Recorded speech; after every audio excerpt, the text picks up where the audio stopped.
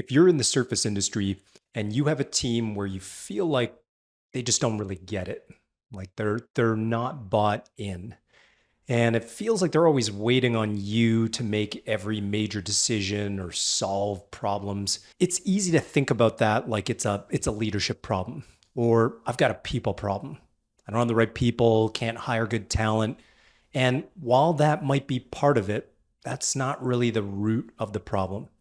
It's a vision problem. I say that because vision drives culture. If your team doesn't know exactly where they're going and why this matters to them, not just you, that's a big unlock, then they're never going to get there without you at the wheel, without you being the one that drives the outcomes, making sure that things are done right and pushing so that goals are hit. Those that have a clear, compelling vision that their team is bought into because it matters to them, they no longer have to push.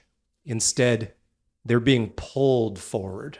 And that's a major shift in your business once you make that adjustment. In this episode, I'm going to break down the 5 steps so that you can have a clear and compelling vision. So, step number 1, and this is the trap that so many surface business owners fall into, is they've got a to-do list or just a basic goal versus a compelling vision.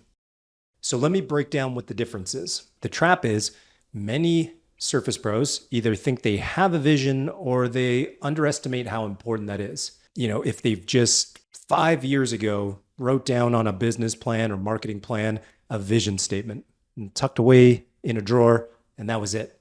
That's not what a vision is, right? Your vision is something that's living and breathing. It's real. It's what then drives everything in your business. So when I hear that somebody has a vision and I ask, okay, well, what does this look like? How are you going to execute on your vision over the next quarter? And I hear a vague answer like, well, we've got to focus on reducing callbacks. Another thing we're going to do is we're going to upgrade our ERP or our CRM. And we really got to hire an estimator. That's not a vision. That's a to-do list. Or if I hear something like, okay, well, over the next 12 months, we're going to double, right? We're going to go from 2.5 to 5 million. I'd say that that's not really a vision. You just have a goal, and that also might be wildly unrealistic, right? A vision is specific, it's directional, and it drives behavior. Without it, your culture becomes passive. And what that looks like in your day-to-day when you have a passive culture is meetings go nowhere, right? They just become a free-flowing discussion. People don't really know, hey, what's the point of all of this, right? That's something that connects back to lacking vision. So we don't even know how to structure our meetings or what the purpose of them are when it's not anchored to something that's big and compelling. And so people aren't really motivated to show up in a real way. And so you get a lot of people that just are sitting in your meetings, eyes glazed over. They don't really want to be there. What's the point of all this? I'm wasting time. I could be following up with leads, right? A lot of these things that you see showing up in your business, these symptoms go back to root causes. And in this case, not having a vision is a root cause for a lot of these types of problems. The other thing that you'll see when you lack a clear and compelling vision is that decisions bottleneck at the top, right? Because people don't know exactly where you're going, why you're trying to get there. And so they end up passing problems up, right? They're not taking ownership and solving them because they really can see the forest for the trees. So that's a big problem as well. And another example would be that your team ends up guessing. They're not really in alignment because they don't know what the clear, compelling vision is and their role within it. So because of that, they end up guessing on what matters most. Like, what are the priorities? Where should I specifically in my role be spending my time, energy, and attention? In a fast-paced, busy environment with team members that are handling all types of things, they often then end up focusing on the wrong things, the things that they naturally like, that they find to be easier, versus the things that are really going to move the needle in helping the business to achieve its big vision. So that's the first thing that's really important, is that you've got to avoid the trap of having a watered down vision or a basic goal or a list of to-dos. You need to have a clear, compelling vision that people can get inspired by. And again, don't forget, the big unlock is why this vision for the company matters to them, not just the business owner, not just the bottom line, but to them. I want to share with you step two. The vision that you create must be hyper specific and actionable. So your vision should pass this test. If you want to ask the question to yourself right now out loud, here's where we're going. Here's what winning looks like for our company and team. And this is why it matters. This is why it matters to the company and its bottom line. And this is why it matters to each and every team member we have. If you can't answer those three questions, then that's one of the big takeaways I want you to have from listening to this. I want you to make note of that, be able to answer those questions, and that's going to be a big shift in your business. So those three questions again are, here's where we're going. This is what winning looks like for the company. This is why it matters to the company and to every team member. And then once you've got that figured out, the last question I want you to ask is, and here's what we're going to focus on today in order to get there. All right, so that's something that's important in terms of something we've talked about in our other episodes of having a clear game plan. And that's where you want to make sure that you're focused on the right things every day and that your team is in alignment, right? Everybody's rowing in the same direction. If you're hearing this and you're saying, yeah, that really resonates. Like, I feel like our team, we're all kind of heading in different directions. One of the things I would recommend for you is to have a daily huddle. And that's just a quick stand-up meeting, 10, 15 minutes. And one of the key things that you're going to be asking the team is, what are you focused on today? And is that in alignment with our big vision? Of course, you've got to set the vision in order to do that. But that's going to help to get everybody back on track and everybody headed in the right direction, focusing on the right things. Okay, so when you've done that work, this is an example of what your compelling vision might sound like. This is just a rough example, but your compelling vision might sound a little something like this. This year, we're going to hit 5 million.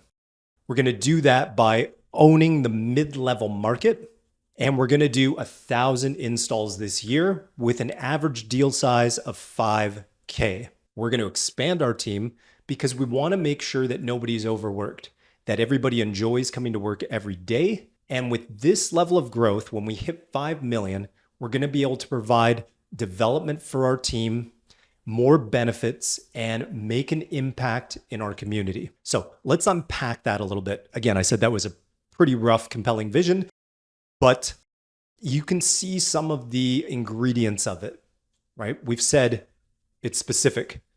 5 million this year. It's actionable. We're going to own the mid-level market.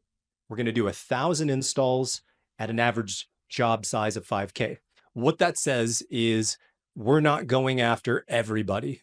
We're not going to try and hit the low, middle, and high-end market all at once, working with homeowners, kitchen and bath dealers, commercial work, multifamily work. We're saying, hey, we're just going to own the mid-level residential market.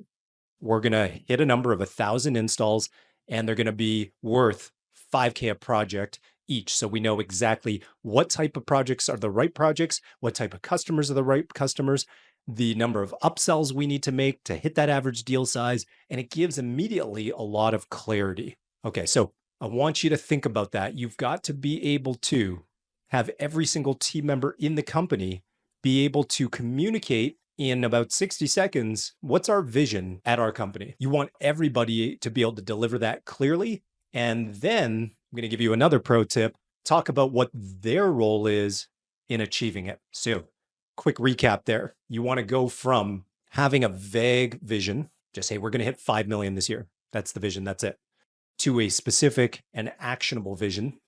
And it's got to pass the test of here's where we're going. Here's what winning looks like. Here's why it matters not only to the company, but our team. And this is what we got to focus on today in order to get there. And then the pro tip would be your entire team needs to be able to communicate this with confidence and state their role in achieving it. When you do that, you're going to see a massive transformation in your company, in your team, and it's going to be the foundation. You're going to be planting the seeds to building a strong culture. Now, there's a lot more to building a strong culture, and we'll be sharing things in future episodes on that, but this is the foundation. This is why clarity and culture is one of the first systems we focus on within the growth engine. Without it, your team's working in the dark, they're flying blind. And your culture then's built by default. And when that's the case, it usually can be problematic and your culture's weak because other people are the ones that are creating it, not you.